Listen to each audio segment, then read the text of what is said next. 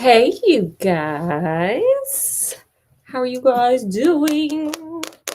As per usual, we're here. We're here. And because it's October, I feel like I should be dressing up, celebrate my favorite month, reading scary stories, because that's the vibe, right? Scott, is that the vibe? Vibe. Well, of course, as always, you guys are here, and Oreo Jr. is here, and Scott's here, and I'm here. Welcome, everyone. Welcome, welcome, welcome. And we are going to do more because it's going to take forever to get this damn book done. So, we're going to do more of Wait Until Helen Comes. We'll do like another chapter. And of course, Oreo Jr. is dressed up in his cute little tux. And I decided to play in makeup today. All right. What do you think, Scott? Do I look like a ghost? Yep. Do I look scary? Mm-hmm. Oh, my voice sounded scary. Okay, well let's jump into it because I gotta finish dinner. I'm not just a reader. I'm a chef too. Wow. Okay, so as y'all probably remember, we had a little girl who needs a lot of therapy because she didn't seen her mama get, her mama passed away in a fire. And she was there and she got rescued, but her mama didn't. Oh, before we get started, I forgot we gotta have our campfire. I just grabbed one of these candles. I have like a billion of them. Like if y'all look over here, candles. Okay, maybe you can't see. Oh, candles. We got a lot of candles here. So anyway, let's do lilac blossoms because that totally goes with the theme of what we're doing today, doesn't it, Scott? Sure. Do ghost stories make you think of lilacs? It makes me think. It doesn't, but it's what I got. I don't play going downstairs. Okay, boom. And now we in the woods and it's scary and we got a campfire. All right. Period. Okay. Use y'all imagination. Let's get it. On the first day of summer vacation, Dave and a bunch of his friends loaded everything we owned into a U-Haul truck and headed towards our new home in Hallwell, Maryland. I lived in Maryland for a little bit. And I don't know, think I know where this is. Have you ever heard of Hallwell, Maryland? I wonder if they made this city up. I can't say. How's it spelled? Hollwell. Holwell. Hallwell. Well. You looking it up? Mm-hmm. Scott likes maps and stuff, so that's his jam. Okay. Anyway, let's continue. Dave drove the truck with Heather sitting beside him, looking very pleased with herself. And Mom, Michael, and I followed in our old van. Girl, you can't even. I guess somebody got to drive the car because I was about to drag. Like, girl, you can't be with your husband on this road trip. But I guess somebody had to drive the car. So behind us was another van in even worse shape than ours, filled with Dave's friends. Y'all, you just gonna use them people and then give them the raggedy van? That's so sad. We got to do better. This is why we can't rise as a people. After we turned off the beltway, the roads narrowed and wound up and down hills, curved past farms, tunneled through forests. As we bounced along over ruts and bumps, hey, they in the car like, yes. Like this, yes. Did you find out where it was? Does it exist? It don't exist. It's Howell. Hollwell. Oh. Well, maybe it does exist then. Oh, it probably. You never know. It's a fiction book, so it might be a fiction town. As we bounced along over runs and bumps, Mom pointed out the scenic spots. See that old barn over there? She exclaimed, pointing to a building on the verge of collapse. Girl, that ain't nothing to show nobody.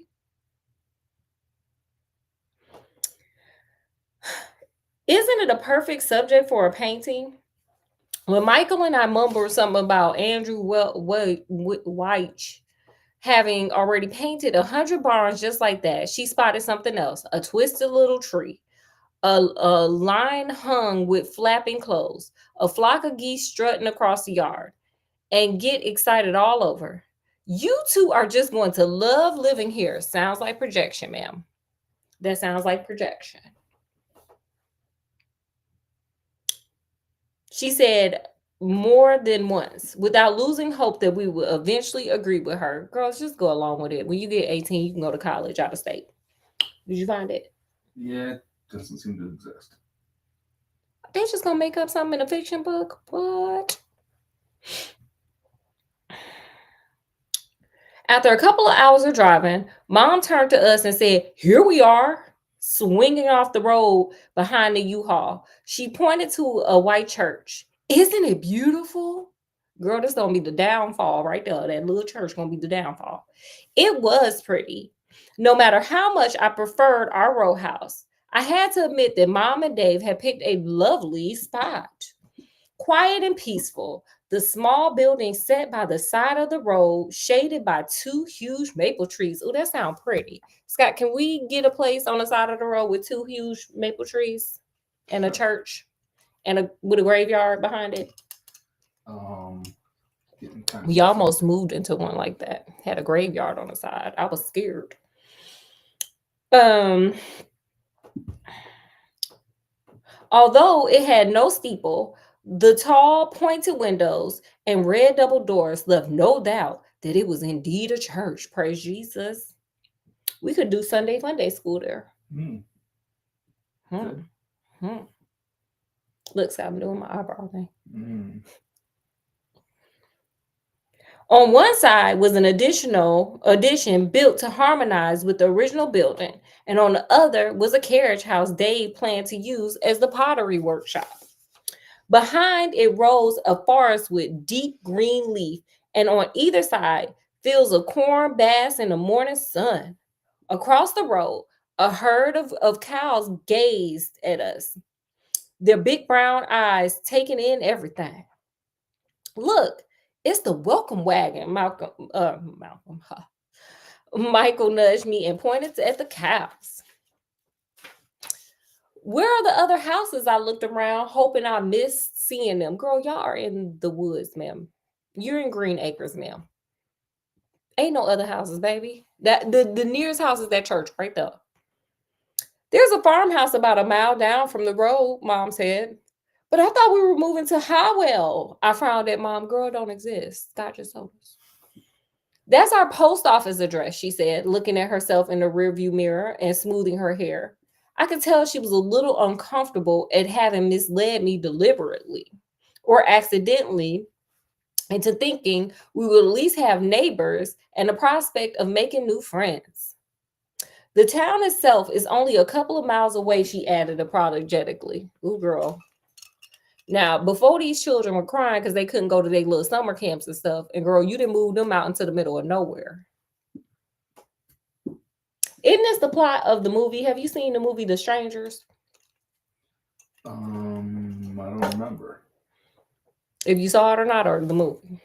I don't remember if I saw it or not. It's about this couple, they're about to break up. They go into their little cabin wood. They go into the cabin of the woods because the man like rented the cabin for him because he proposed and she said no.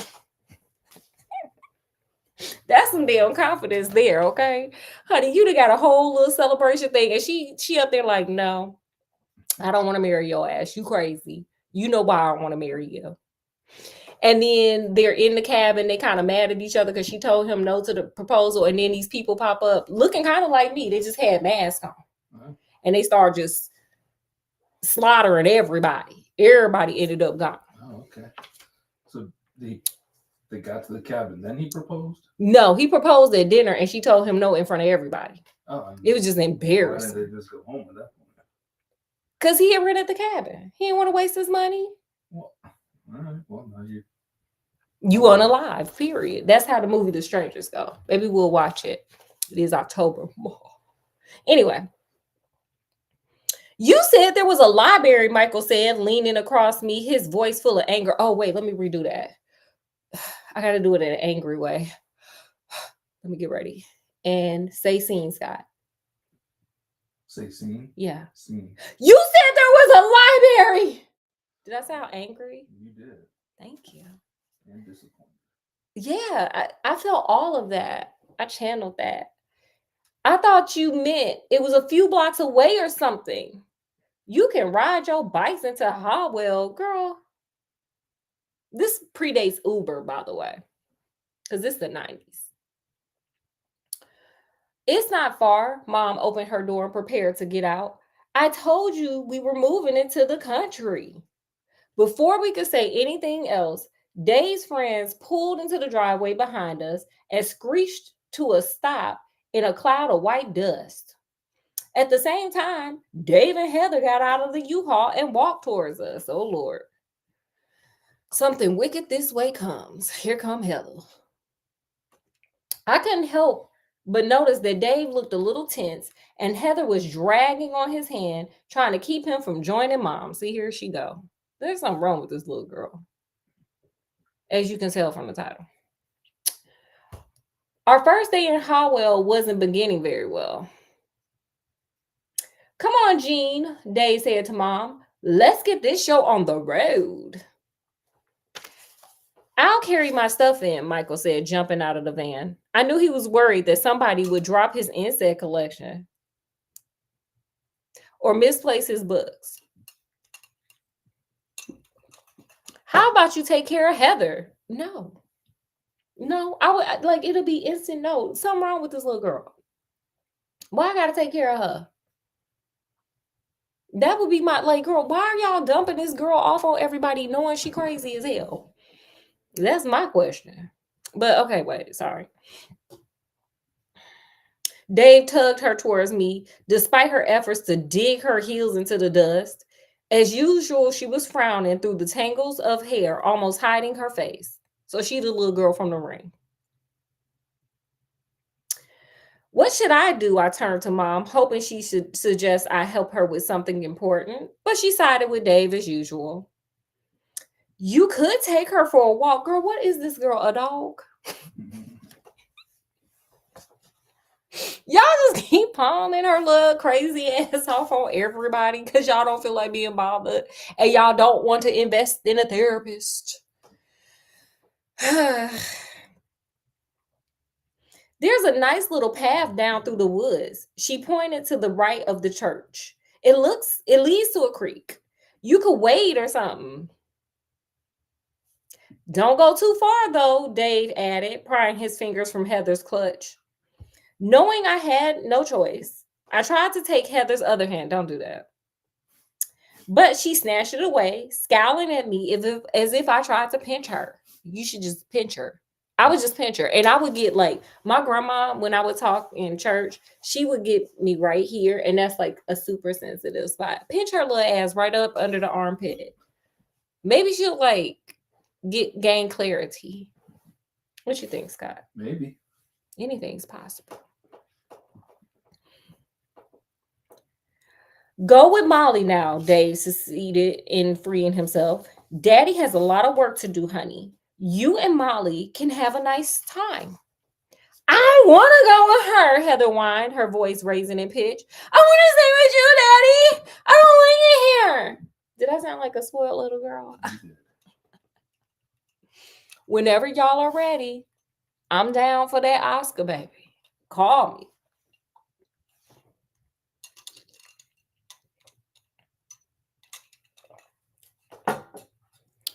You heard me, Heather. Don't make Daddy cross with you. Come on, Heather. I started walking towards the path. And after some more pleading from Dave, she finally followed me. Silently, we entered the cool shade of the trees. Above our head, the leaves rustled softly, and the sunlight splattered down through the branches, gleaming here and there at the whim of the wind. A butterfly as big as my hand fluttered across the path. Y'all better be happy our cats ain't there, because that butterfly be caught and in this house down here in Scott's shoe. True. It's nasty work. And I was glad that Michael wasn't there. If he had seen it, he'd had gotten his net and added it to his collection. Oh, that's his ancestors collection. Ooh. Look, Heather, I pointed at the butterfly as it rested for a moment on a leaf. Isn't it pretty? She glanced at it. It's nothing but a caterpillar with wings, she murmured. You act like a little baby with your daddy. But then when you get around other people, little girl, you want to be negative Nancy. And that's where my problem lies with Heather. Mm. You want to be a baby with your daddy, but you want to act just nasty when other people, when your daddy ain't around with other people. Can we say split personality? After that, I didn't try to talk to her until we found the creek. The water was shallow, maybe 2 or 3 inches deep, and it was racing along a bed of stones between low banks. It was perfect for wading. Sitting down, I took off my running shoes and socks. Want to come with me? I wouldn't have asked her that. I asked her as I stepped out into the clear water. She shook her head and continued following the path along the creek. Shrugging my shoulders, I splashed along beside her, enjoying the feel of cold water as it rose higher, creeping up to my knees as the creek narrowed and the bank grew steeper. After waiting for about 5 minutes, I came around a curve and was confronted by a rusty barbed wire fence from which hung no passing sign. On the other side, a herd of cattle looked up from the water and loud. For a minute, I thought they were going to charge at me, fence or no fence. I scrambled up the bank to Heather's side. Girl, it's cows. Like, why would the cows just charge at you? They're just cows, she said, as if she knew I was thinking that they might be bulls. They won't hurt you. Right. Girl, I'm with Heather on this one. I know, I said, trying to sound a lot more convincing than I felt. Did you want to go to the church? She gave me one of her disdainful looks. Well, we can't go any further, can we? See, that's that nasty attitude. She looked pointedly at the fence and the cows watching us from the other side.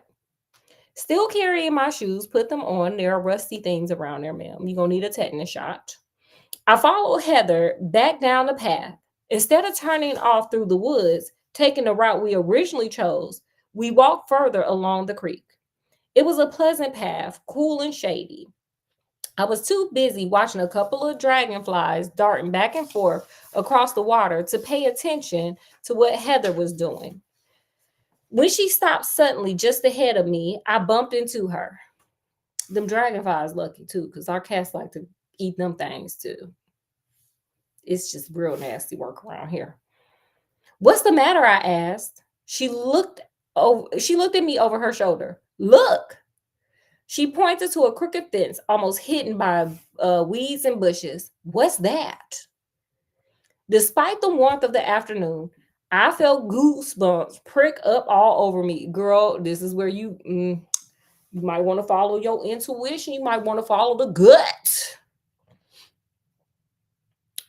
It's a graveyard, I whispered. It wasn't very big, and the grass had grown almost as tall as tombstones.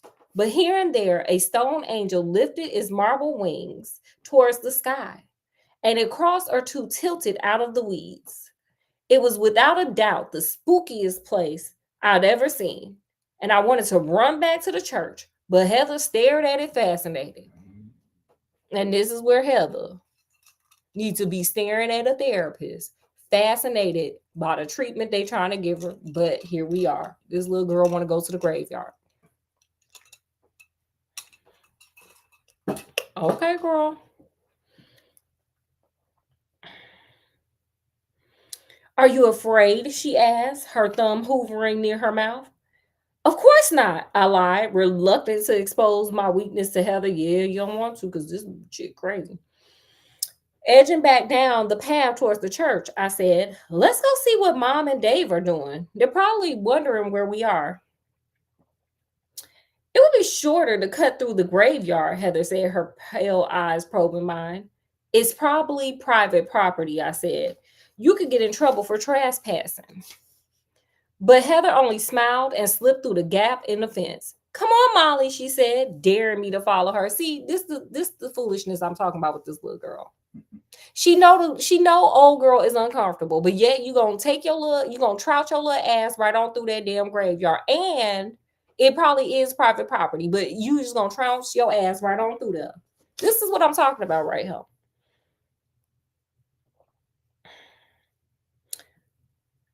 Pausing by a stone cherubim, she caressed his cheek and then whirled about, performing a weird little dance as she wove in and out of tombstones.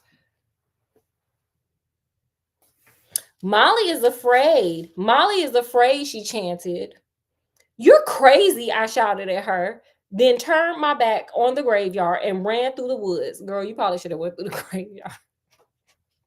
What if your little ass get lost? It's gonna be like Hansel and Gretel. Like, girl, don't do it. Don't do it, sis. Don't do it. By the time I got to the church, I was out of breath and my heart was pounding so hard I thought my ribs would split. Catching sight of Mom disappearing through a side door, I followed her inside and caught up with her in the hall. I grabbed her arms and almost made her drop the box she was carrying.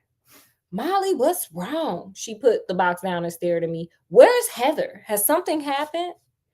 I shook my head, still gasping for breath. There's a graveyard behind the church, I panted. A graveyard. Of course there is. It's part of the property. Girl, y'all bought a graveyard? Okay, girl. It's ours? We own a graveyard? No, not exactly, Mom frowned at me. For heaven's sakes, Molly, have you ran in here and scared me half to death just because of a graveyard? I would have too.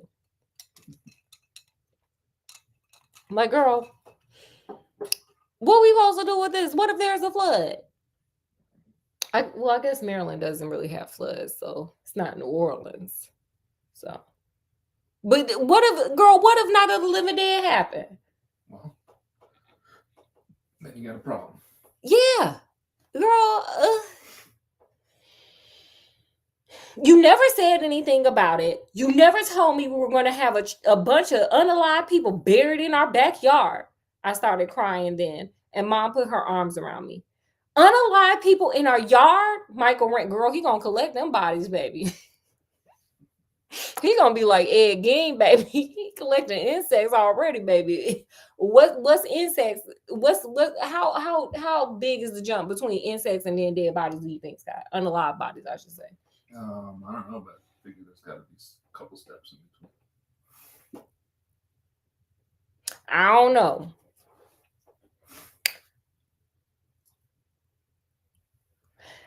What she's talking about, Mom? You found the graveyard? Dave appeared behind Michael, grinning as if I had done something miraculously clever. Okay, girl.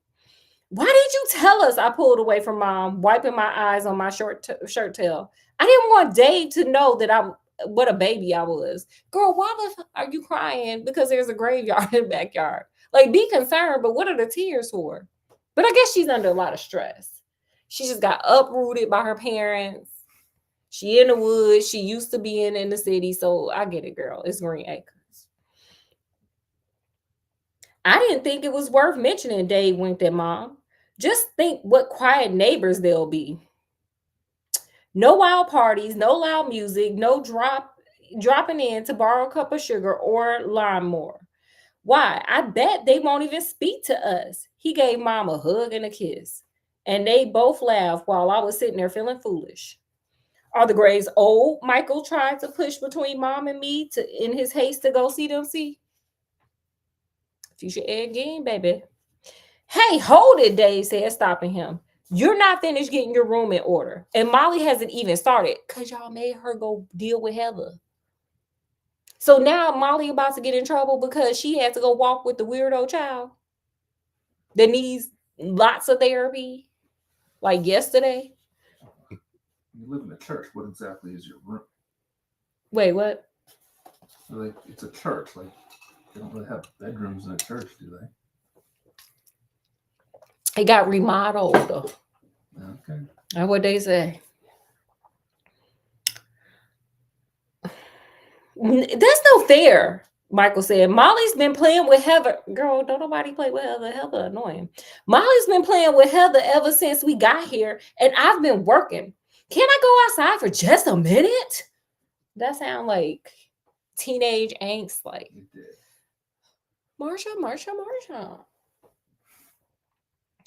Where is Heather? Dave asked, as if he just realized she wasn't with me. He happy. He was happy. He like good. Maybe her ass will find that witch from Hansel and Gretel, child. The last time I saw her, she was dancing around the graveyard, I said.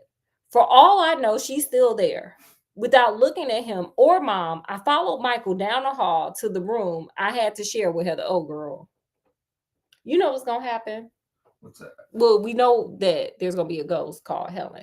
But I feel like one day, little Heather gonna be sleepwalking and standing like in front of old girl bed one night. She gonna wake up and be like, "Oh, yeah." Maybe. Guess we'll find out as the book goes along. I don't think that happened, but I just made that up. Oh. Because not only should I be an actress, I should be a writer too. Period.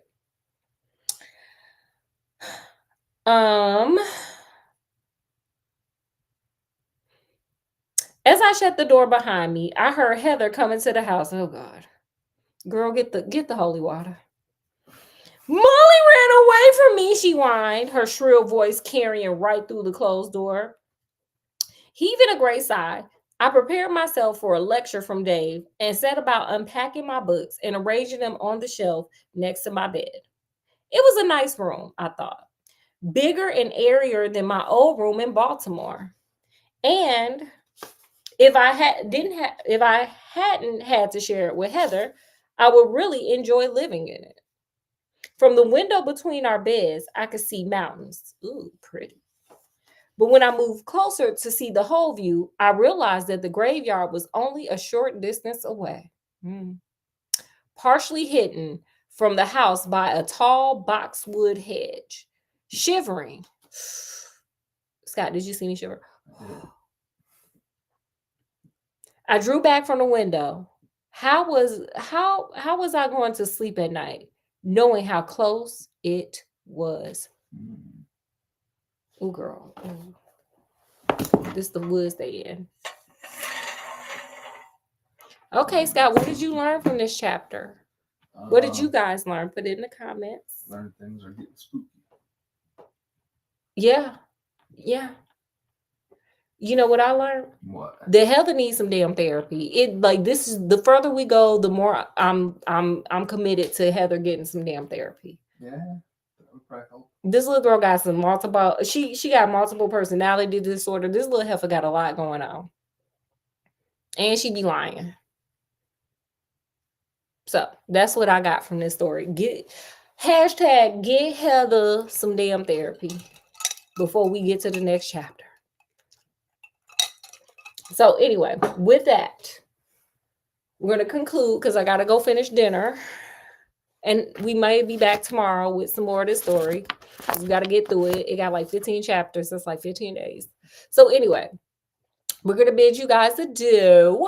Thanks for hanging out, guys. Make sure to like and share and subscribe. Comment if you want. Tell us what you think about the book. Tell us what you thought about the reading. Tell us what you think about little Heather and some therapy that she need or that pinch underneath the arm. Anyway, so with that, from wherever we are to wherever you are, peace, love, happiness, and we will see you guys next time. Bye. Bye. Bye, y'all. Bye.